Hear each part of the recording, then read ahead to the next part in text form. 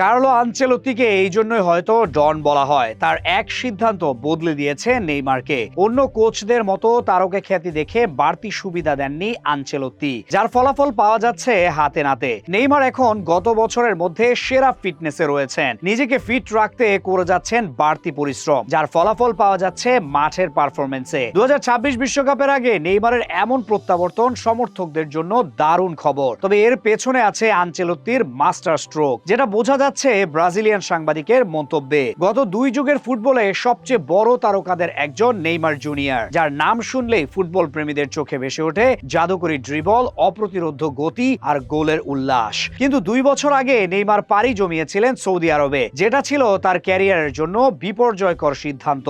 Football বিশ্বের সেরা তারকা সৌদি আরব গিয়ে খেলতেই পারেননি। ইনজুরির কারণে প্রায় পুরো সময় ছিলেন মাঠের বাইরে। অনেকে তার ক্যারিয়ারের শেষ দেখেছিলেন। তবে এখন কামব্যাকের যাত্রা শুরু করেছেন নেইমার। ব্রাজিলিয়ান তারকা এখন পুরোপুরি ফিট। মাঠের খেলায় দেখা যাচ্ছে সেরা পারফরম্যান্স। সান্তোসের হয়ে একটানা 6 ম্যাচে তিনি 90 মিনিট মাঠে ছিলেন, যেটা গত 3 বছরে সর্বোচ্চ।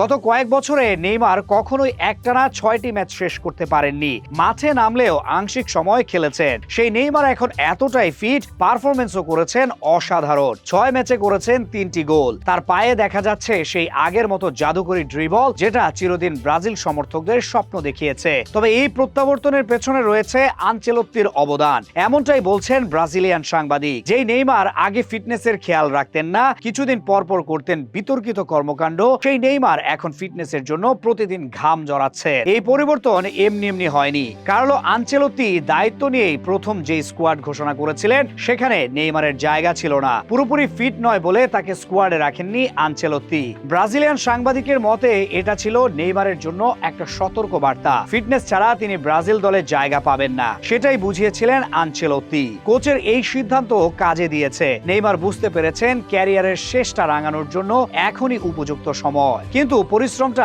তাকেই করতে হবে। সেজন্যই সান্তোসে থেকে নেইমার কঠোর পরিশ্রম করেছেন, উন্নতি করেছেন নিজের ফিটনেস। এখন ফলাফল দেখা যাচ্ছে হাতে নাতে। যে নেইমার সর্বশেষ 2021 সালে টানা 6 ম্যাচ খেলতে পেরেছিলেন, এরপর তাকে ধারাবাহিকভাবে পাওয়া যায়নি, সেই নেইমার এখন আগের মতোই ফর্মে ফিরেছেন। তার ফিটনেসের উন্নতি লক্ষণীয়। সামনে বিশ্বকাপ বাছাই পর্বের 2টি ম্যাচ রয়েছে। এই 2টি ম্যাচের স্কোয়াডে থাকবেন নেইমার, এমনটাই জানাচ্ছেন ব্রাজিলিয়ান গণমাধ্যম। নেইমারের জন্য এটা হবে বড় এক সুযোগ। তার প্রতিভা নিয়ে কারো কোনো সন্দেহ নেই, কিন্তু ফিটনেস গুরুত্বপূর্ণ। বিশ্বকাপের আগের সময়টা এভাবেই ফিট থাকতে হবে। সেটা পারলে নেইমারই হবেন বিশ্বকাপে ব্রাজিল দলের নেতা। তবে এই সময়টাতে বড় ইনজুরি থেকে বেঁচে থাকতে হবে। সমর্থকদেরও সেটাই প্রত্যাশা, কারণ আগামী বিশ্বকাপই তার জন্য শেষ সুযোগ। ব্রাজিলিয়ান তারকা শেষটা রাঙানো হোক, সমর্থকরা এটাই প্রত্যাশা করে।